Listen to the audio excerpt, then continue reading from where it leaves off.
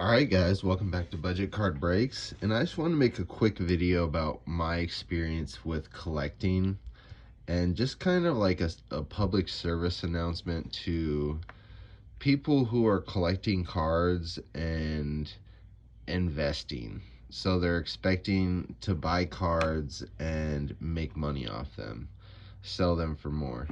So here's just kind of my advice and things that I've gone through the hobby um that are useful, you know what I mean? So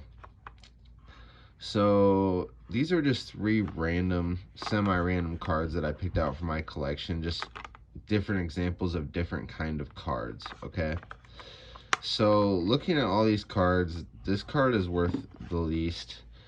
And although although cards like Dante Culpepper don't have a lot of fans, you got to think Minnesota Vikings do have a very loyal fan base. And a lot of people my age, in their 30s, early 30s, maybe 40s, even 50s would be interested in this card. And it's cheap. And one advice I will give to people is if you want to resell cards, don't be buying sevens and eights. And and I have so many 7 and 8s in my collection. I rarely have tens, but this is just my experience from selling, is that when people want a niche card like this, like a Dante Culpepper card who doesn't have a huge fan base but also does have some fans, they're gonna want the Gem Mint 10 version. So it's better to just pay that extra price for it. And here's another example of a card. So this card's not worth a lot. It's a second year Steph Curry card, but as you can see, it's just a beautiful card. Like, this is literally one of my favorite cards, and this card is like literally under $100. But being a Gem Mint 10, you also got to think when reselling cards, how liquid are they? Like, Steph Curry is one of the most liquid players to have, and especially cards like this. Like, you got to think when you're buying cards that are like $5,000, $10,000, you're looking at a very specific customer base. They got to be hardcore collectors. They got to be very wealthy, and be able to afford it. And they got to be interested in the card. Cards like these will appeal to an average collector because they can get it for like 100. I forget how much I paid for this, but it's a Gem Mint 10, so I'd assume maybe like 100, 120 bucks at most. But yeah, this card would, if I stuck it on eBay, it'd probably sell in like a day or two really quickly, versus a card like this would sit up for a couple months. And then lastly, this is kind of not as bad an example because this card's only like 700 bucks only. It's still a lot of money, but comparatively, people that spend 10, 20, 30,000 dollars on cards, cards like these, I feel like this card would sell decently easy, because this is kind of the reason why I bought this card, because out of all the Babe Ruth cards, the 33 Goudies and all those cards, this is the cheapest old Babe Ruth card you can find. I mean, it's 52. He obviously, I don't think he was playing in 52. I mean, I don't really pay that much attention but to baseball, because I don't really like baseball, but you gotta have some Babe Ruth. So, but what I'm saying is, like, the more expensive the card, even if it's a great card like a Gem Mint 10, it's gonna be really hard to sell, especially when you live in like small rural areas like me, like Iowa. Like, yes, we have card shows, and for example, I have like over 40 kabooms. And a lot of my kabooms, they're not the higher end kind that cost like two, three, $5,000. They're the ones that cost like 700, 350, 400, 500. But I have a lot of them, and I can't sell them at all at shows because people don't want to spend that much on cards. But if I took those cards to the National, they would sell a lot easier because there's more hardcore collectors there.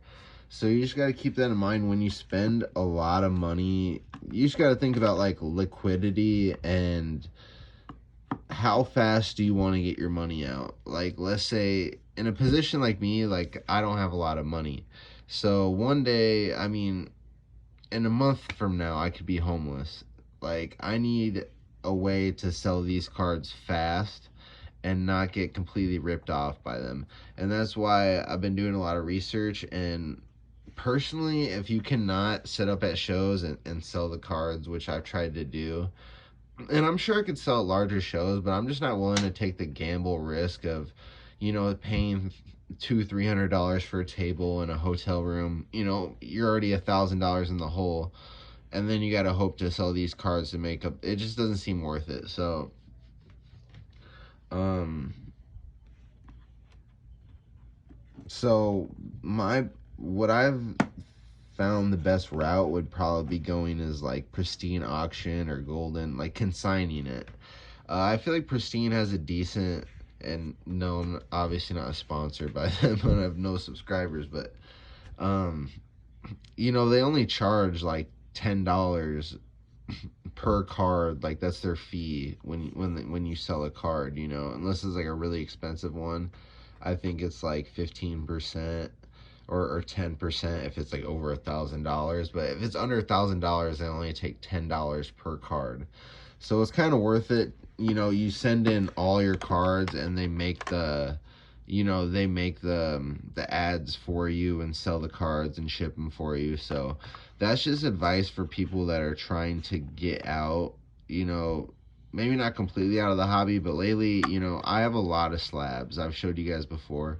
And I'm trying to just downsize. These are actually 3 cards I wouldn't sell, but they're just examples of like a card that's super liquid, and when collecting, I'd almost like I would rather have 10 really liquid cards like this than one card. Like if I stick this on the internet, it'd probably take a couple months to sell. I mean, I'm not positive because I'm not like an eBay expert, but I just know that this card would sell super quick. I mean, it's super aesthetic. I know it's a second year card, but it's a Gem Mint 10. It just looks nice. It's sharp. They don't wear this Warriors jersey anymore. It's honestly my favorite Steph Curry card. Not worth that much, but I'd have to say it's probably my top 3 favorite cards, which just goes to show you that, price doesn't always matter with cards. And along with my Moonbryon, that I pristined, I want 5,000 for it, and I don't feel like that's really that bad of a price. People will scoff at it, but the thing is, Beckett, perfect 10s go for over $5,000 for the Moonbryon, and they have a higher population than CGC, so we'll see. I don't know if I'll get 5,000, but I feel like I'll get near it. Like on the low side, I feel like I'll get 3,500, but I do want to sell that card, and I want to use that money to grade the cards that I need to grade. Like I have other Pokemon cards I need to grade and other sports cards, and I feel like grading those cards will ultimately be worth more than the Moonbryon, and I need to sell the Moonbryon to grade the cards because I just don't have enough money to spend thousands of dollars on grading cards. I mean, I have hundreds of cards that if I graded, they'd be worth 100, 200. But if you don't grade those cards, a $200 card that is a PSA 9 ungraded, that's gonna sell for like $40. And I know I'm rambling, but it's just some advice for collectors out there that are, because when I first started collecting, I was just thinking every cent that I put into it was like a guaranteed money, and then if I spent $300 on a card, that's guaranteed $300 if I ever want to sell it, plus if it ever goes up, which just isn't the case. Like if you spend $300 on a card, I would say if you try to go sell that card the next day, you'll probably have trouble selling that card for $300. So you just got to be aware of what cards you buy and really the liquidity, like how popular is the card. And people are like, oh, collect what you like. True.